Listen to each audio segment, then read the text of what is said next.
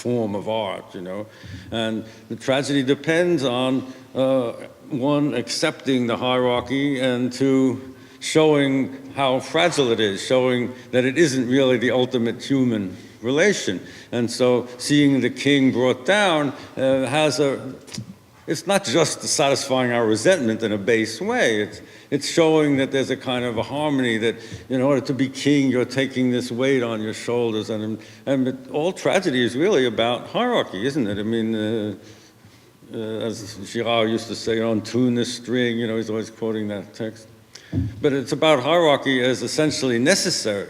So that's what's tragic. You have to have a king. We can't all be equal and just like our Australian Aborigines. That's not the way to, you know, society has gone beyond that.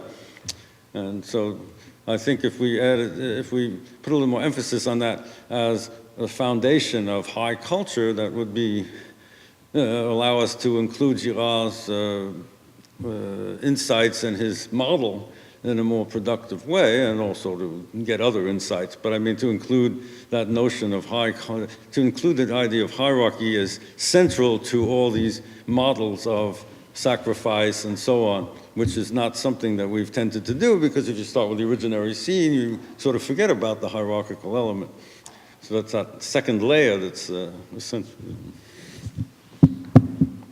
The question of a minimal hypothesis, or what constitutes true minimality, is one of those aspects of GA that we continue to try to mine. And it actually brings me in mind of something that came up in the discussion of Augustine that Mark prompted all those days ago, whenever that was. What was that, Friday?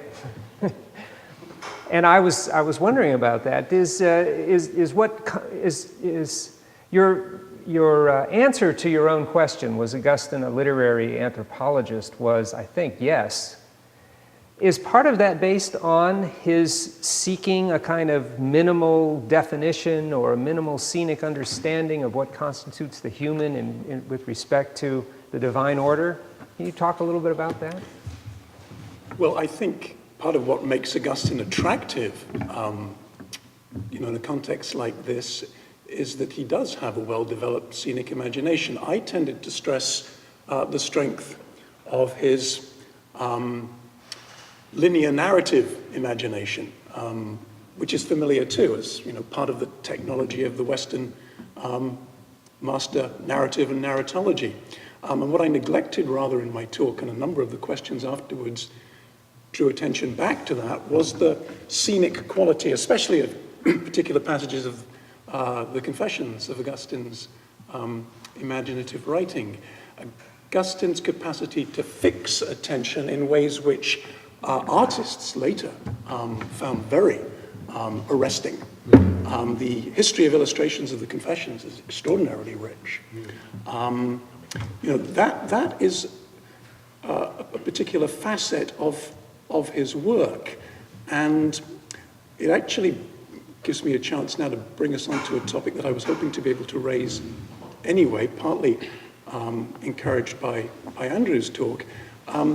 These frozen moments, the scene as artistically represented in two dimensions. There was another moment earlier today in this room when Gregory Nixon put up a magnificent image of what could have been, well, in his argument, not quite the originary scene imagined by Eric Gans. There's this huge woolly mammoth, and three guys who might be on the point of getting it under some kind of control for a future feast. But as we see it, of course, we're frozen in a moment just before, well, for all I know, just before somebody makes that crucial first gesture or action. I'm wondering now, as we revisit the originary scene again, what more one might make of the notion of abortiveness, of the arresting of movement there, and how that helps us with the consideration of the aesthetic, which tends to have to do with a certain experience of the suspension of time. This was something that's been touched upon in a number of places already, whether it's whether the art object is a poem or a piece of art like the other ones we looked at today. This sense of being taken out of the ordinary linear process of time. I mean, an abortive gesture, etymologically, has to come from the verb ab oriri, oriri being the verb to begin. This is a false or arrested beginning. It is a rift or rupture in time, and the artistic experience feels like that too very often, or certainly as formulated in some of the vocabularies that we've been using at this meeting, is often represented like that. So I thought in the context of a panel discussion that was going to be about the future of something, a kind of leaning into what comes next, it would be interesting to pause, to abort, as it were, that futuristic elan, and wonder about the abortiveness that makes possible the sacred and the aesthetic. Whether in fact transcendence of a certain kind of futurity isn't included in the future of the transcendent on the terms that have been offered to us. Well, we could come back to Augustine. Yeah. Well, one of the things that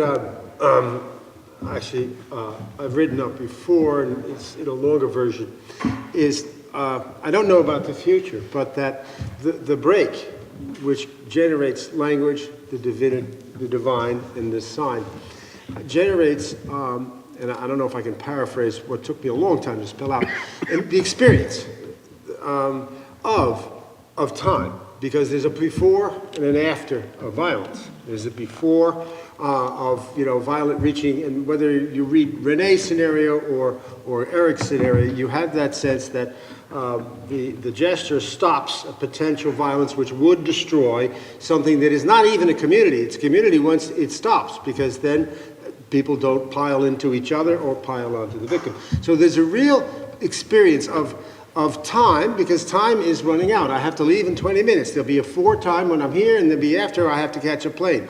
Time is, now is between the past and the future, as Hannah Arendt says, and the experience of space, inside and outside, i.e. the central object, and the periphery is the first experience that humans, and we conjecture, it's a hypothesis, have of space, you see. Animals don't have, a notion of space or of time. They haven't experienced it, but we anthropomorphize it. We don't know what it would be, Now, I think your question is very interesting, because I have not yet figured out how to work the extra 5 pages it would take me to get to the future.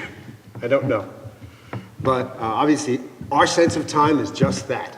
The present is between the past and the future. But there's another equally interesting dimension when you get just precisely to Augustine. Because if Augustine generates, articulates the idea of original sin, he doesn't do it by he doesn't go back to Genesis and read forward to the incarnation, crucifixion, resurrection. He reads original sin back from the resurrection. And there's a great deal of paradox having to do with the time of the logic of events and the logic of discovery. It's the same experience that Paul has en route to Damascus, because he thinks he's obeying the law and he finds out that he is contravening the law. Now, I won't do the rest on this, but there's this thinking, generative anthropology, is available to us. Not as the long, slow progress of mind about ideas. It's paradoxical, and the past, present, future structure is inadequate to its own emergence, really. Well, Augustine reads Genesis through Paul, and so yes, he knows already that as in Adam all die, so in Christ shall all be made alive. Yeah. And in a sense, the story has been told. Just as in those Annunciation scenes, you were able to show, the beginning of the story with Adam and Eve leaving the garden, yeah, and what you presented as, in effect, the beginning of modernity, the beginning of the New Age, which comes with the Incarnation. Mm-hmm. But there is the scene, and here we are contemplating it.